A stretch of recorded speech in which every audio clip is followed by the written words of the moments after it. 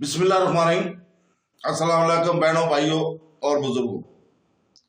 आज की हम इस वीडियो में इस्लामिक दुनिया और इस्लामी खिलाफत, अब्बासी खिलाफत के 19वें खलीफा अल-कहर बिल्लाह की स्वानियात और दौरे हुकूमत को बयान कर रहे हैं।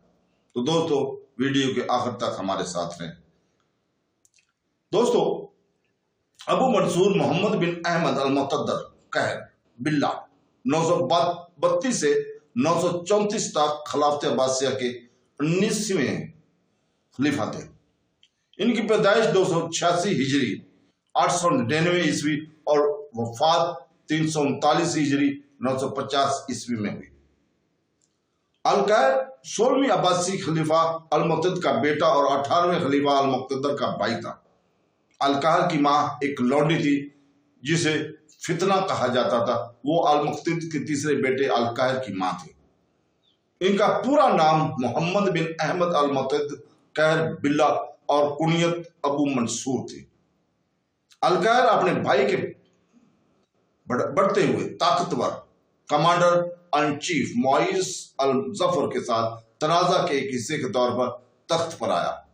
इसे पहली बार मार्च 929 में खलीफा के तौर पर मुंतखब किया गया, जब मुइज़ ने बगावत की और मजूर कर दिया गया। मुक़तदर अकच्चे कुछ दिनों के बाद मुक़तदीर को बहाल कर दिया गया था, लेकिन अब मुइज़ के पास अब्बासी हुकूमत पर अमली तौर पर आमराना अख्तियार था। 932 में अल-मुक़तदीर के साथ एक और खिलाफ वर्जी के बाद मुइज़ ने बगदाद की तरफ कूच किया।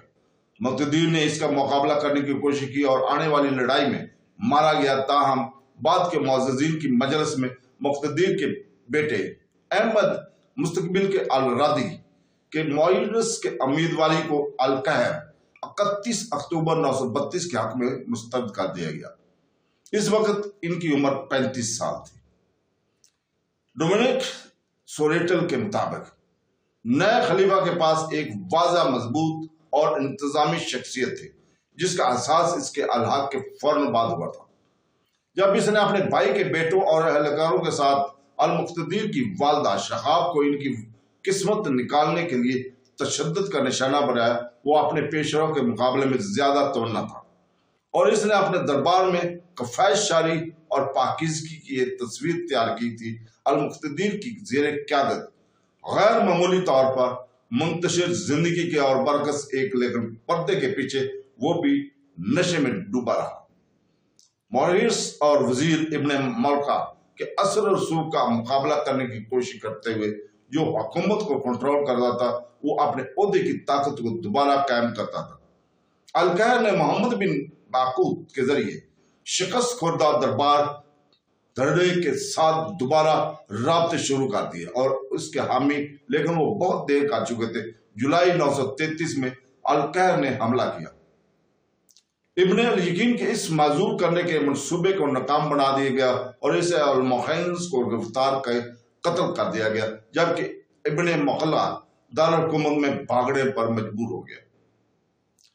अल-कहर ने मोहम्मद बिन कासिम बिन अब्दुल्ला को वजीर मुकर्रर किया।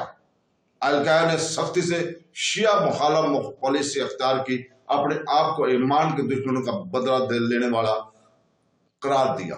एक नारा जिसे इसने अपने सिक्कों पर भी लगाया, बावजूद इसके कि इसने खलीफा के मुखालफत की थी।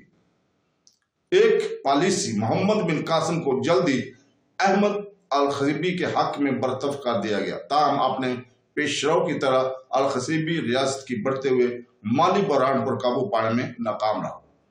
मुआसरा बगदादी मौरख लिखता है अपने रिपोर्ट में कि इसके तशद्दुद की वजह से वो अपनी रियाया के खौफ और दहशत में मुब्तला हो गया। वो लाश से मुसल्लह होकर इन लोगों को मारता रहा जिन्होंने इसे नाराज किया था। बहुत ही इसके रवैये की बेतरतीबी और इसके गुस्से से मुतासर होने वाली वहशत ने अवाम और अदालत को यकसा तौर पर अलग कर दिया और इसके ज़वाल के लिए जमीन तैयार हो गई। जलावतन वजीर इब्ने मुक़ल्ला ने अल-कहर के खिलाफ साजिशें जारी रखी और इसने खलीफा के मुआज पर फतह हासिल की, जिसने 24 अप्रैल 934 को बगावत की और खलीफा को कैदी बना लिया। جبکہ مؤخر ذکر شراب کے نشے میں تھا۔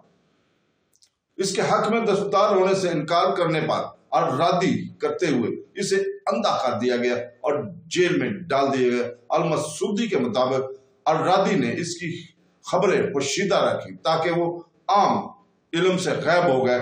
11 سال بعد جب المستقی تخت پر آیا اور اسے محل کے دور دراز کمرے میں بند پایا، اس لیے اپنی بقیہ زندگی بکاری کے طور پر گزاری۔ اکتوبر 950 میں وہ انتقال کر گئے۔